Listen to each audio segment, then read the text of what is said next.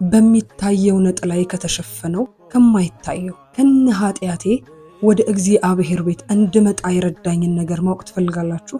ልክ እንደኔ የኃጢያታችሁ ብዛት የሚያቀርብ እንጂ የሚያርቅ መስሏችሁ ባለማወቅ ከእግዚአብሔር ፊትና ቤት ለራቃችሁ ወንድም እህቶቼ በዚህ ቪዲዮ እኔን የረዳኝን መንገድ የማካፍላችሁ ይሆናል።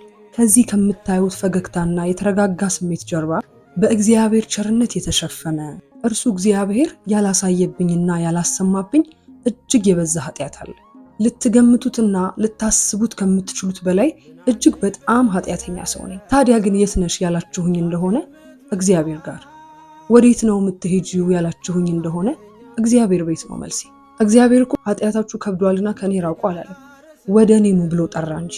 የትኛው ጥቅስ የትኛው አስተምህሮ ከእግዚአብሔር እንደሚያርቀን አይገባኝም። እርሱ ጋር የምሄደው ለመስተካከል እንጂ ከተስተካከልኩ በኋላ ስላልሆነ ነው። ብዙ ሰዎች ቆይ ከተስተካከልኩኝ በኋላ ራሴን አስተካክዬ ራሴን አሻሽዬ ነው ወደ ቤተክርስቲያን መሄደው ይላሉና በጣም ይገርመኛል። እመኑኝ ተስተካክላችሁ መቼም አትሄዱ። ሲጀመር ያለ እግዚአብሔር አንስተካክልም። የሚያስተካክለን ደግሞ እርሱ ነው። ከነ ድካማችን እኮ ነው ማለት ከነ መሰባበራችን ካልተስተካከለው ማንነታችን ነው ወደ እግዚአብሔር ቤት መሄድ ያለበት። የትኛውንም ኃጢያተኛ አልምርህም ሲለው አላየሁም። የትኛውንም በደለኛ ከኔ ሂድ ሲለው አላየሁም። ጭራሽ ቤቱ ሲገባ ሲያቅፍ ሲምር ረስቼልሃለሁ ሲል ነው የማውቀው። በቁመታችን ላይ አንድ ክንድ መጨመር ከባድ ነው ወይስ ቀላል? እሺ እኛ ከምንጨነቅባቸው ነገሮችና በቁመት ላይ አንድ ክንድ ከመጨመርስ የቱ ይከብዳል?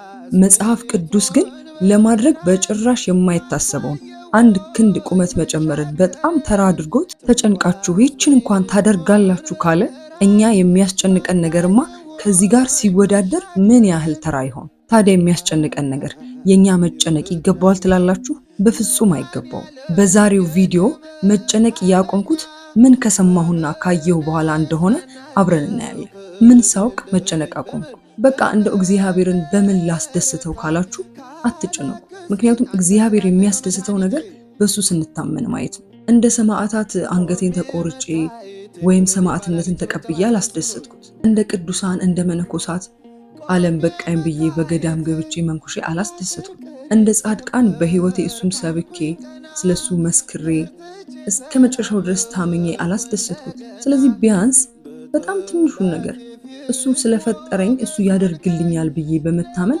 እንዴት ማስደሰት ያቀተኛል ብዬ ይህንን ባወቅኩ ሰዓት መጨነቅ አቆምኩ። አሁን ልክ በአባቱ ትከሻ ሐሳቡን እንደጣለ ሕፃን ልጅ አድርጎኛል። ማድረግ ያለባችሁን ነገሮች ልንገራችሁ። ገላችሁን ከታጠባችሁ ስንት ቀን ሆናችሁ? በእርግጠኝነት ከ3 ቀን ወይም ከሳምንት አያልፍም አይደለ? ነፍሳችሁንስ መቼ ይሆን የታጠባችሁት?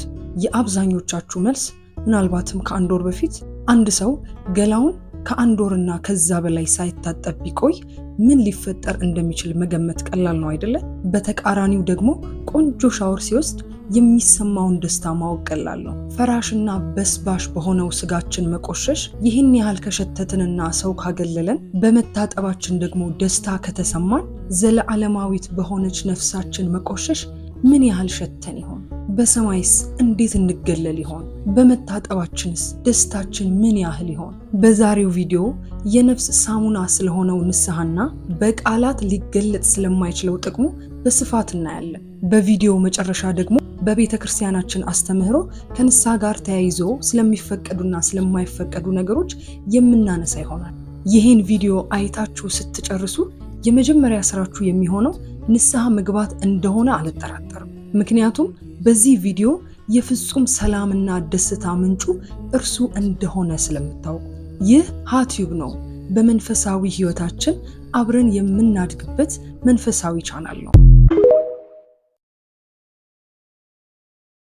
እድሜዬ ከየት ጀምሮ ቢቆጠር ደስ እንደሚለኝ ታውቃላችሁ? መዝሙረ ዳዊት ከጀመርኩበት ቀን የምርም የሆነ የመኖር ስሜት የተሰማኝ በመዝሙረ ዳዊት። ይህንን ቪዲዮ እስከ መጨረሻው ድረስ ካያችሁት ህይወቴን የለወጠውን የዚህን ጸሎት ተነግሮ የማያልቅ ጥቅም በመስማት ካላችሁበት የመንፈስ አለመረጋጋትም ሆነ ከማንኛውም ጭንቀት እንደምትወጡና የዘመናት የህይወታችሁ ጥያቄ መልስ እንደሚያገኝ በሙሉ ልብ ያምናለሁ። በዚህ ቪዲዮ መጨረሻ ደግሞ እንዴት ጸሎቱን መጀመር እንደምትችሉ ከልምዴ ማካፈላችሁ ይሆናል። የዚህ ቪዲዮ ዓላማ ይህን ጥቅም ሰምታችሁ መዝሙረ ዳዊት ለኔ የሰጠኝን በጣም ተነግሮ የማያልቅ እጅግ በጣም ብዙ በረከቶች ሰምታችሁ በተለይ ወጣቶች መዝሙረ ዳዊት እንድትጀምሩ ማድረግ። ስለዚህ በደንብ እንድትሰሙኝ ይፈልጋሉ። በጣም ብዙ ቢሆኑም ጥቅሞቹ ከዛ ውስጥ 9 የሆኑትን መርጬ ላካፍላችሁ ተዘጋጅቻለሁ። ያሳለፍኩት ዘመን ቢመለስና የማስተካከያ እድል ቢሰጠኝ እነዚህን 3 የህይወት ጊዜያት ባሳጥራቸው ወይ ደግሞ ከነጭራሹ በሰርዛቸው እጅግ ደስ ይለኝ ነበር። በእነዚህ ጊዜያት ውስጥ የሆኑት ነገሮች የዕለት ተዕለት ስህተቶች ብቻ አይደሉም፣ ቶሎ በገባይ ኖሮ ብዬ የምመኛቸው መንፈሳዊ ጸጸቶች ጭምር ናቸው እንጂ። ይህንን ቪዲዮ እስከ መጨረሻው ድረስ ካያችሁት እነዚህን ነገሮች በጊዜ ተረድታችሁ በኋላ ላይ ከሚመጣ ጸጸት እንደሚታደጋችሁ በልበ ሙሉነት መናገር እችላለሁ። የዛሬው ቪዲዮ ዓላማም እናንተ አሁን ከነዚህ ስህተቶች መካከል በአንዱ ውስጥ ብትሆኑ እኔ ካሳለፍኩት ነገር ተነስቼ ያኔ እነዛ ስህተቶች ምን እንዳሳጡኝና አሁን ገብቶኝ ካስተካከልኳቸው በኋላ ደግሞ ምን እንደጠቀሙኝ ለእናንተ በማጋራት ለነገ የማይባለውን የመዳን ህይወታችንን በእግዚአብሔር ቸርነት አብረን እንድንጀምር ማድረግ ነው። ብዙ ወጣቶች አሁን ከእግዚአብሔር ጋር መኖር ፋራነት የሚመስለን ኋላ ቀርነት የሚመስለን ብዙ ሰዎች አለንና እመኑኝ በጣም የተሳሳተ አመለካከት ነው። በእርግጥም ከእግዚአብሔር ጋር መኖር ወይም መንፈሳዊነት ዘመናዊነት ብቻ አይደለም፣ ዘለዓለማዊነት ከዚህ ዓለም የሚሻገር ህይወት። እንደኔ እንዳትዘገዩ፣ አሁኑኑ ከእግዚአብሔር ጋር መኖርን ምረጡ። ወደ ቤተክርስቲያን መሄድን ምረጡ። የማይረሳንን የማይተወንን መፈለግ በጣም የተሻለ ነው።